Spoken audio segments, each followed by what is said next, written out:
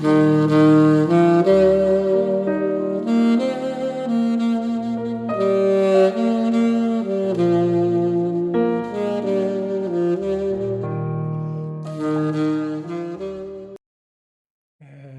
이렇게 성경 말씀을 보면서 구약의 세 명, 신약의 세 명의 어릴 때부터 주일학교 때부터 감동을 준 인물을 꽂으라 한다면은 구약에서는 여러분 잘 아는 요셉, 그 다음에 모세, 그리고 다윗을 꽂을 수 있겠고요. 신약에서는 세례 요한, 그리고 베드로, 그리고 오늘 말씀을 전해 사도 바울, 이 6명은 정말 성경에 보면은 굉장히 드라마틱하고 감동적인 삶을 살은 사람들이에요. 그런데 특히 이 중에서도 오늘 우리가 살펴볼 이 사도 바울은 참 독특한 캐릭터를 가지고 있고 하나님 앞에 굉장히 귀하게 쓰임을 받은 사람입니다. 그래서 오늘 말씀의 제목을 우리도 바울처럼 이렇게 정했습니다. 이 성경 속 수많은 인물들 중에서 이처럼 바울처럼 극적인 삶을 사는 사람이 또 있을까 싶습니다. 어쩌면 바울의 변화는 이 시대를 사는 우리에게 시사하는 바가 크다고 할 것입니다. 이 사도 바울은 길리기아의 주도인 다수에서 출생을 했습니다. 여러분들 아시다시피 원래 이름은 바울입니다. 그 뜻은 강구하다, 바람직한 자, 그리고 또 라틴어로는 파울루스라고 하는데 예수님을 만나 회심 후에 바울로 이제 계명을 합니다. 이 사도 바울은 당대 최고의 랍비인 가말리엘 문화에서 배웠고 유대교의 율법에 정통을 하였습니다. 그래서 나면서부터 로마의 시민권을 가진 것으로 보아서 매우 부유하고 세력이 있는 명문가에서 출생한 걸로 추정이 됩니다. 사도행전 22장 28절에 나온 내용인데요. 요즘 말로는 금수저를 물고 태어났다고 볼 수가 있습니다. 그래서 이 사울은 8일 만에 할례를 받은 유대인 중에 유대인이요, 또 신분으로는 왕족인 베냐민 지파이고 율법으로는 정통 바리새인입니다. 그렇기 때문에 이 사람은 굉장히 긍지가 있었어요. 유대교인으로서. 그래서 교회를 그 당시에 이 그리스도교는 새로 생기는 신흥교였고 이 바울의 입장에서 볼 때는 이단으로 보였어요. 그래서 아주 큰 사명을 가지고 그리스도인을 핍박을 하였습니다. 빌립보 3장 5절에도 이제 그 말씀이 나옵니다. 성경을 통해서는 이 바울이 가장 처음 이제 등장하는 바로 여러분도 잘 아는 스데반의 순교에 처음 등장합니다. 사도행전 7장 58절인데요. 스데반을 죽이는 사람들이 이 겉옷을 벗어서 사울의 발 앞에 두었다고 하는 거예요. 그래서 왜 그랬을까? 아마 그들이 이 사울이 워낙에 로마 시민권자고 또 유대인의 율법에 철저하니까는 정의를 만들기 위해서 이 사람들이 지네들이 옷을 사울 앞에 벗어놓고, 그러니까 사울이 그 사람들 옷을, 스데반을 때려 죽일 때 옷을 지키고 있었던 거죠, 그 사람들의. 그래서 결코 처음 등장은 자랑스럽지 못한 이 장면으로 이제 등장을 합니다. 그러나 이것도 하나의 어떻게 보면은 사도 바울을 삶을 180도 바꾸는 계기가 되게 할 수 있는 거예요. 그래서 이제 이 사도 바울은 다메섹으로 내려갑니다. 지금의 시리아의 다마스커스에. 다메섹으로 내려가는데 가는 목적이 역시 마찬가지로 그 당시 예수를 믿는 이 신흥 종교인 예수를 믿는 놈들을 내가 잡아서 끌고 예루살렘이나 로마로 끌고 가겠다. 체포하기 위해서 이제 갑니다. 아주 사명감이 굉장히 크게 가지고 가는 길이었죠. 그런데 거기서 예수님을 만나게 되는 거죠. 여러분들이 잘 아는 다메섹의 사건입니다. 하늘로 빛이 있어서 눈이 멀게 되거든요. 무려 3일 동안을 아무것도 물 한 모금 먹지 못하고 고통 속에서 헤매거든요. 비몽사몽. 그래서 이제 3일 뒤에 아나니아라는 사람이 와서 안수를 해서 비늘이 벗겨진다. 새로운 삶, 새로운 인생에 되는 계기를 만드는 거죠. 그래서 오히려 이 예수님을 만나서 이 사건을 회심하여서 소명을 받고 이방인의 사도가 됩니다. 그 기록이 사도행전 9장 3절 9절, 22장 6절, 21절, 26장 13절에서 23절까지 나오는 내용입니다. 그래서 주님은 이 아나니아를 통해서 그는 이방인들과 왕들과 이스라엘 자손들에게 내 이름을 전하도록 내가 선택한 버릇이다라고 얘기를 하는 거예요. 여러분, 성경에는 아까 제가 얘기한 말씀대로 수많은 사람이 있는데 이 사도 바울은 예수님을 그렇게 핍박하던 사람이 회심을 해서 변하니까 어느 정도의 큰 기적의 역사를 이루었느냐 하면은 신약 성경 26권 중에 절반인 13편을 사울이 쓴 거예요. 그런데 그 내용들도 보면은 주옥 같은 내용들이 거의 다 사울 바울이 쓴 거예요. 오늘 읽은 우리 로마서도 흔히 성경학자들이 신약 성경을 반지에 비하면은 이 로마서는 거기에 박힌 보석이다. 이럴 정도로 굉장히 교리의 핵심적인 내용인데도 불구하고 그 내용을 사도 바울이 기록합니다. 자, 그래서 오늘 1장 1절 말씀에 보면은 내가 선택한 그릇이다.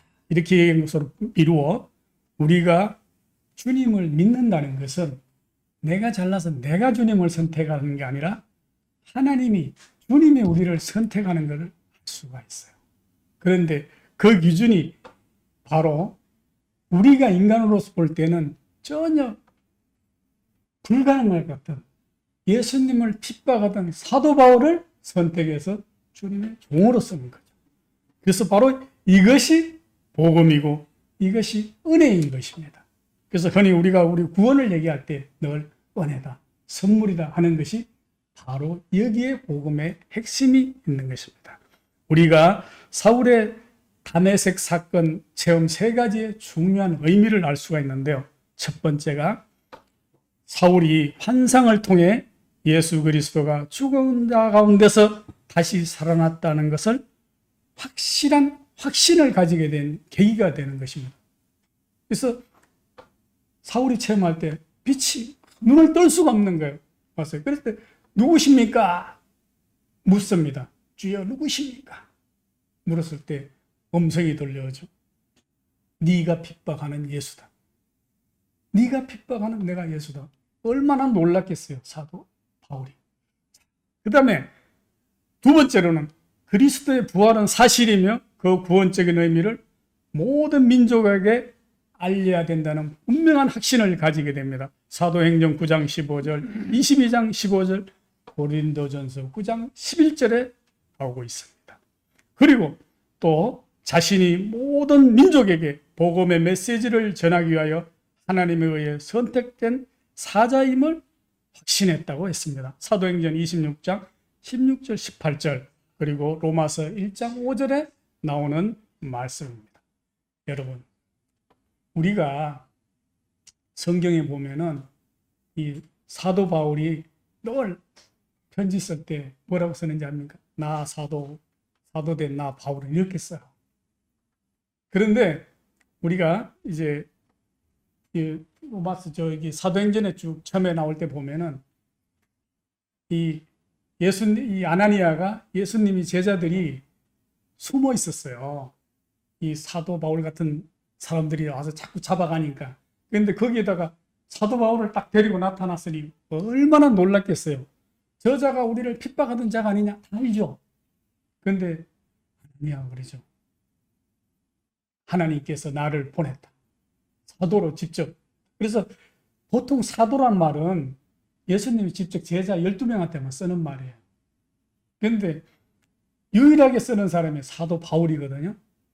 그런데 사도 바울은 예수님을 살아생전에는 절대 만난 적이 없어요. 그렇다면 우리가 뒤집어서 보면은 예수님의 제자들 입장에서는 저거 말이야 우리는 예수님을 따라다니면서 그 행하는 걸 눈으로 보고, 그죠? 직접 기적도 체험하고, 그래서 우리는 사도야 아주 자랑할 텐데, 저거는 말하자면 서자죠, 서자. 예수님을 직접 본 적도 없고, 또 말하는 게 지가 나 사도라고 와서 하는 거예요. 그러나 사도 바울은 천천히 그랬거든요. 왜냐? 너무너무 확신이 컸었어요. 오히려 맨날 따라다니는 성경에 봐도 예수님의 기적을 본 베드로 어떻게 했어요? 세 번 나 모른다고 그랬거든요. 도마 만져보기 전에는 모른다고 그랬어요. 그러나 사도 바울은 예수님을 핍박하던 자였지만은 다니엘서에서 예수님을 직접 만남으로 말하면 그 확신이라는 건 너무너무 큰 거예요. 그래서 항상 그게 자랑스러운 거예요. 그러니까 12명, 가룟 유다는 이제 대신 또 다른 마띠아가 왔지만은 의식을 하지 않았어요. 니들은 직접 예수님 살아계실 때 만났지만은 나는 부활하신 예수님을 만났다는 그 자랑스러움이 자존심이 꽉 찼거든요. 그래서 결국 나중에 사도 바울도 순교를 하고, 그래서 이와 같은 굉장히 자긍심은 바로 그리스도를 만남으로 확신, 이 확신이 오늘 우리에게도 필요하고, 가진 예수님이 계실까? 저는 그래서 사도 바울을 더 대단한 인물로 여기는 게 직접 따라다닌 12명의 사도보다가 오히려 믿음의 분량으로나 확신으로 봐서는 조금 더 뒤처지지 않고 더 훌륭한 믿음을 가지고 있었다는 거죠. 그래서 바울은 이제 그 후에 세 차례 선교 여행을 떠나요. 소아시아와 헬라 지역에 많은 교회를 가는 데마다 세우게 됩니다. 그리고 예루살렘에서 이제 체포가 돼서 가이사라와 로마에서 각각 2년간 감옥 생활을 해요. 그리고 전도를 하다가 AD 주후 67년쯤 네로 박해 때 이제 순교한 것으로 추측이 됩니다. 여러분, 이 당시에 교도소는 지금의 교도소는 구별도 못 하거든요. 그 당시는 발목을 쇠줄로 다 채워놓고 먹는 벌레와 같이 살고 이러한 굉장히 열악한 교도 생활에도 불구하고 바울은 그거를 다 감내하고 받아들인 거죠. 자, 그리고 사도행전 9장 20절에 굉장히 중요한 말씀이 있는데, 바울은 회심한 즉시 하나님의 아들을 선포하는 것을 볼 수가 있습니다. 여러분, 이 눈에서 이 3일 동안 기절했다가 깨어나서 바로 그 자리에서 예수님의 제자들 앞에서 나는 주님을 만났고 이제는 내가 핍박하던 바울이 아니라 하나님의 아들을 전하는 바울이 되겠다고 즉시 회심하고 고백을 하고 이 하나님의 아들을 선포를 하게 됩니다. 그래서 우리가 항상 중요하게 생각해서 회개는 즉시예요, 즉시. 회개라는 말은 물론 이제 한자적인 용어로는 돌이켜서 뉘우친다는 뜻인데, 이 헬라어 원서에 보면은 가는 방향을 돌린다. 우리가 잘못된 방향으로 가는 걸 알았을 때는 언제든지 돌려야 된다. 그래서 그게 바로 즉시 돌려야 된다는, 내일부터 할 거야, 다음 주부터, 이게 아니라는 거예요. 회개라는 건 그 즉시, 누구처럼? 사도 바울처럼 우리의 삶에서 항상 회개는 즉시 회개를 해야 된다는 거죠. 그래서 바울은 그리스도를 핍박하던 자에서 이제는 그리스도를 하나님의 아들로 증명하는 자로 즉시 변하였다. 그래서 바울의 핵심은 성경에 3번이나 기록돼요. 사도행전 9장, 22장, 또 26장에 기록이 되어 있습니다. 그래서 이제 그 성경에 보면은 이 바울이 회심한 동기는, 물론 가장 큰 동기는 예수님을 만남, 예수님의 음성을 듣고 변하였지만은 그 내면에서는 아까 얘기했잖아요. 이미 서대반의 사건 때 서대반가 보면은 변론에서 바울이 밀렸어요. 세상에 바울은 공부를 가멜리엘 문화에서 많이 하고 로마의 신인권자고 굉장히 프라이드가 요즘 우리나라 이 서울법대를 나온 것보다 더 센 프라이드를 가지고 있었는데, 하나님을 믿는 서대반에서 변론에서 자기가 패배한 걸 느꼈거든요. 그 다음에 서대반의 설교에 은근히 했지만 감명을 받은, 이미 그 전에 성경을 보면은. 그 다음에 제자들의 생활에서 자기가 핍박을 하면서도 보면은 실천적, 그러니까 하나님의 말씀대로 선하게 사는 것들을 발견을 한 거예요. 그래서 또 율법이 자기가 그렇게 검과 옥조로 믿고 있는 율법이 하나님과의 평화를 이룰 수 없다는 것을 알았어요. 로마서 7장에. 그래서 이미 자기는 그 자란 배경 속에 율법대로 하면서 그리스도를 핍박을 하면서도 마음속에는 이미 믿음의 분량이 스데반을 핍박할 때 잘하고 있었다는 거죠. 놀랍게도 이것을 예수님께서 놓치지 않고 스데반을 하나님의 종으로 삼키, 그로 말미암아 수많은 교회가 탄생하고 오늘날 그리스도가 이렇게 세계적으로 번성하는 종교가 되는 씨앗이 되었다. 자, 그래서 우리는 여기서 바울은 또 회심 후에 세 가지의 신앙의 성경적으로 자신을 소개하는 것을 볼 수가 있어요. 그리스도 예수의 종으로 오직 주인은 예수뿐이라고 성경, 신약 성경, 갈라디아서 모든 저서에 보면은 항상 주의 종이라고, 자기는 주인이 아니야. 종이 뭡니까? 섬기는, 그야말로 섬기는 사람이잖아. 그래서 항상 이 자기가 대우를 받던 사람에서 섬기는 사람으로 바뀝니다. 그래서 사도 바울은 이 돗자리를 짜서 텐트 메이커라고 그랬거든. 직접 자기가 의식주를 해결하면서 주님의 복음을 전한 사람이었어요. 그 다음에 로마의 시민권자인 잠깐만요. 바울은 이러한 겸손한 몸이 면이 돋보이는 아주 장면입니다. 두 번째로는 부르심을 받은 것에 대한 굉장한 자부심이 있었어요. 자신이 원한 것이 아니라 나는 하나님이 친히 부르신 사도라고 했습니다. 갈라디아서 1장 5절에 보면은 그런 말씀이 나오고 있습니다. 그 다음에 이 사도라는 뜻은 여러분 잘 알다시피 아까 제가 좀 말씀을 드렸지만 보내심을 받은 자, 또 사자, 대리자. 그래서 성경의 좁은 의미로는 예수님의 12제자인데요.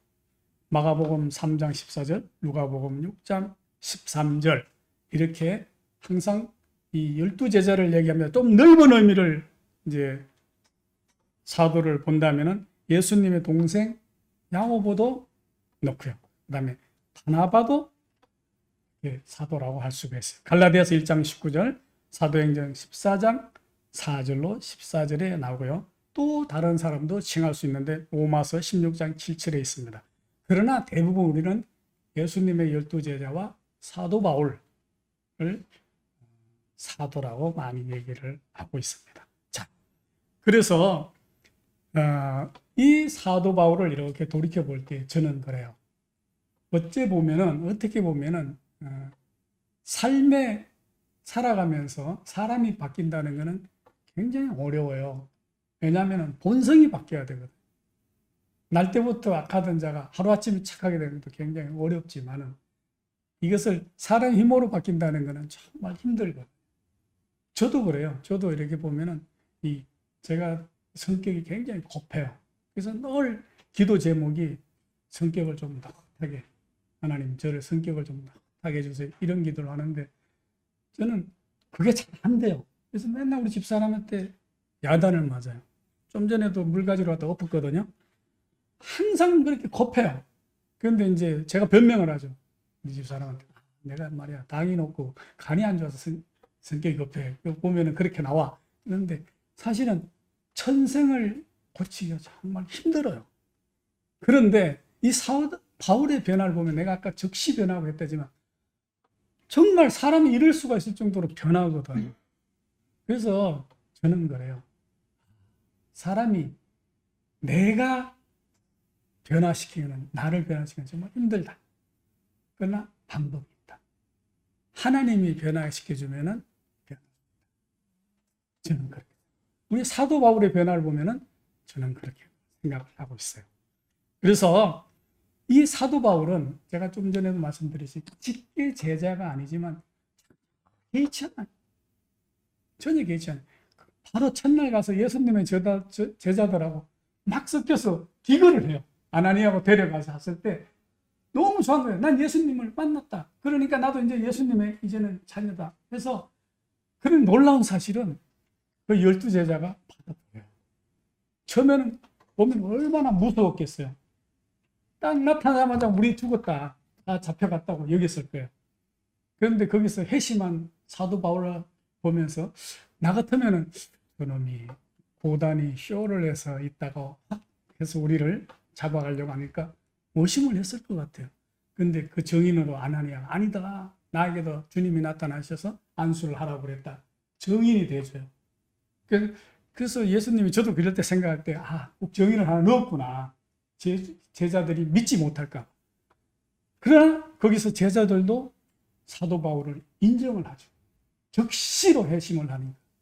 그래서 이제부터 나는 그리스도를 전하겠다고 선언을 하는 제자들 앞에서.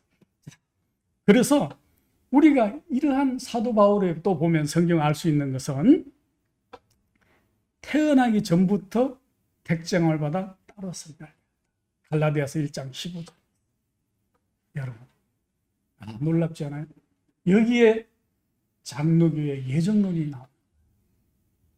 우리 장로교에서는 모든 사람은 이미 날 때부터 하나님이 구원을 주시기 위해서 택정함을 받다. 그게 시기는 언제인지 모르지만 어떤 사람은 죽기 전에 회심하고 돌아올 수도 있고 어떤 사람은 뭐 어릴 때부터 믿을 수도 있지만 그러나 사도 바울은 아무리 그리스도를 핍박하고 했을지라도 이미 그때부터 택정함을 받았다고 구별이 되었다고 성경 말씀에 나옵니다. 자, 그래서 또 로마서 1장 16절 17절에 보면은 이 사도 바울이 전하는 복음에 대해서 6가지 중요한 내용을 포함하고 있습니다. 그것은 우리 기독교의 굉장히 중요한 교리이기도 해요. 그래서 사도 바울이 굉장히 위대한 인물이 된 거거든요. 첫째는 이제 여러분 나중에 시간 날 때 로마서 1장 16절에서 17절 한번 보십시오. 복음의 근원은 하나님입니다.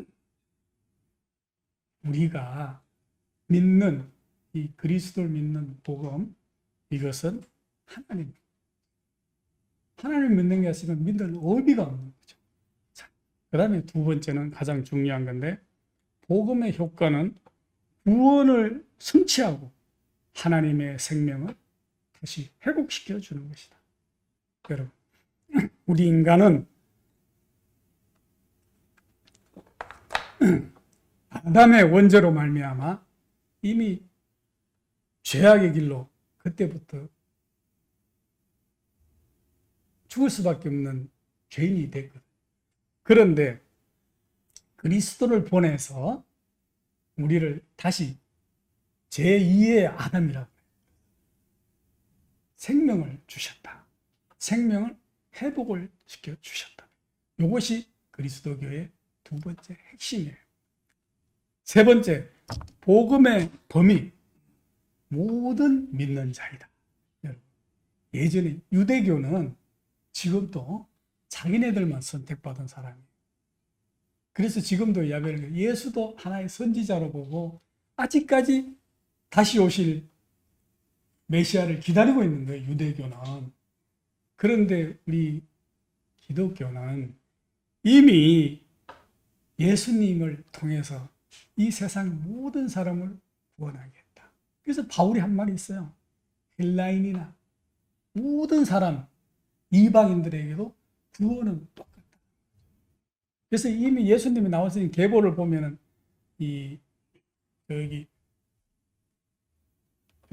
라합이랑 또 이러한 여인들을 통해서 민족을 넘나들면서도 그 계보를 잇게 해요.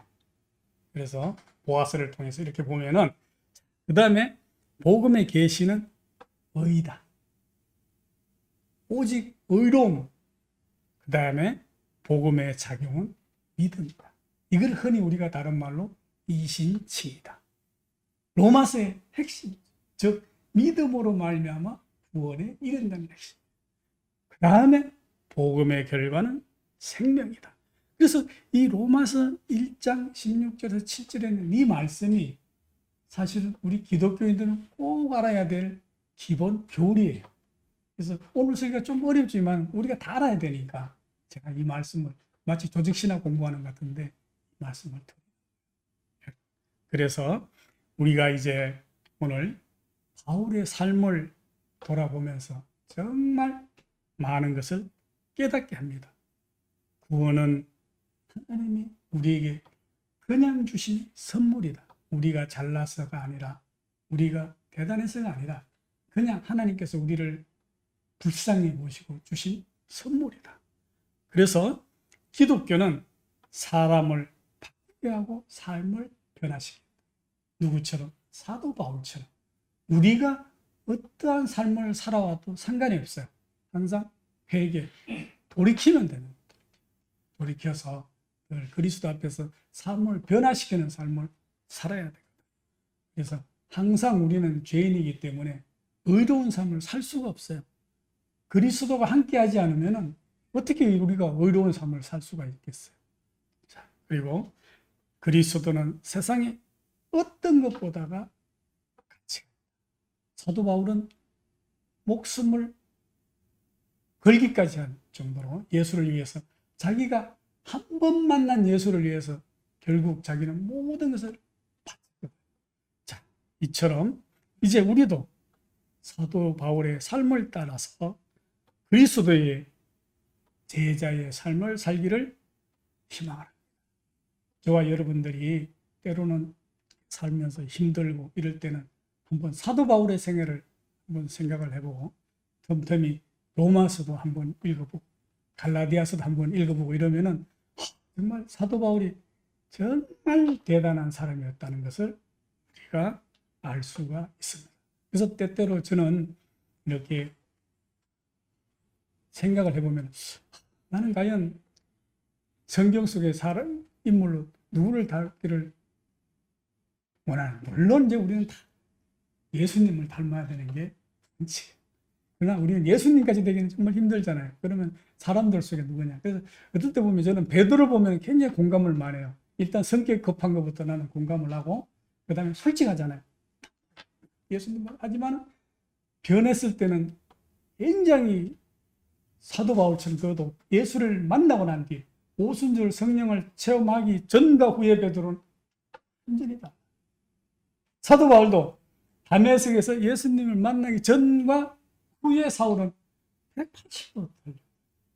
우리도 예수님을 만나는 계기, 그게 다 사람마다 다를 수도 있어요. 예수님 만나서 변화되는 삶을 살아서 주님 오시는 날 우리가 다 마라난타 예수 어서 오십시오 할 수 있는 그러한 신앙의 형제자매들이 되시기를 바라겠습니다. 기도하겠습니다.